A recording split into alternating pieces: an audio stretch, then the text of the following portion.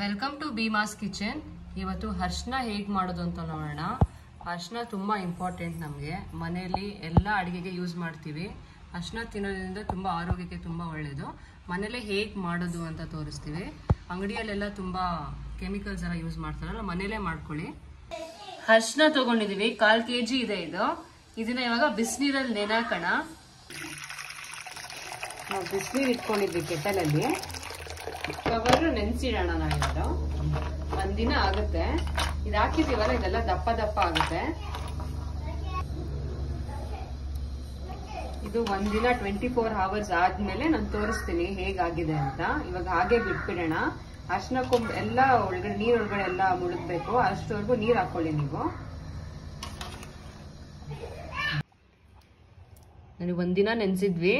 ಎಷ್ಟು ಸಣ್ಣಕ್ಕಿದ್ವಿ, ಈಗ ನೋಡಿ ಎಷ್ಟು ದಪ್ಪ ಆಗಿದೆ. ಶುಂಠಿ ತರ ಆಗ್ಬಿಟ್ಟಿದೆ. ಚೆನ್ನಾಗಿ ನೆಂದಿದೆ. ಅದನ್ನ ಈ ತರ ಚಿಕ್ಕ ಚಿಕ್ಕದಾಗ ಕಟ್ ಮಾಡ್ಕೊಳ್ಳಿ. ನೋಡಿ ಎಲ್ಲ ನೆಂದ್ಬಿಟ್ಟಿದೆ.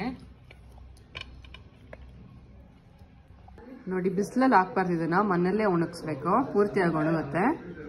ನೋಡಿ ಒಣಗಿದೆ, ಮನೆಯಲ್ಲೇ ಒಣಗಿಸಿದೀವಿ. ಇವಾಗ ಮಿಕ್ಸಿಗೆ ಹಾಕೊಳ್ಳೋಣ. ಮಿಕ್ಸಿಗೆ ಹಾಕೊಂಡಿದೀವಿ ಪೌಡರ್ನ. ತೆರಿಗೆ ಬಂದಿದ್ದೆಲ್ಲ ಜರಡೆ ಮಾಡ್ಕೊಂಡು ತಿರ್ಗಾ ಕ್ಲೀನಾಗಿ ಪೌಡರ್ ಮಾಡ್ಕೊಂಡಿದ್ದೀವಿ. ಇವಾಗ ಇದನ್ನ ಬಿಸಿಲಲ್ಲಿ ಒಣಗಿಸೋಣ. ಅವಾಗ ಚೆನ್ನಾಗಿ ಒಣಗುತ್ತೆ, ಚೆನ್ನಾಗಿ ಪುಡಿ ಆಗುತ್ತೆ. ಒಂದಿನ ಅವಾಗ ಬಿಸಿಲಲ್ಲಿ ಹೋಗ್ಬಿಟ್ಟು ಒಣಗಿಸೋಣ. ನೋಡಿ ಅರಿಶಿನ ರೆಡಿ ಆಗಿದೆ. ಬಿಸಿಲಲ್ಲಿ ಒಣಗಿಸಿದ್ವಿ ನಾವು. ಒಂದಿನ ಒಣಗಿಸಿ ಜರಡೆ ಮಾಡಿ ಇಟ್ಕೊಂಡಿದೀವಿ. ಎಷ್ಟು ನೈಸ್ ಆಗಿದೆ. ನಾವು ಒಂಚೂರು ಬಣ್ಣ ಹಾಕಿಲ್ಲ. ಅಂಗಡಿಯಲ್ಲಾದ್ರೆ ಬಣ್ಣ ಎಲ್ಲ ಹಾಕ್ತಾರೆ.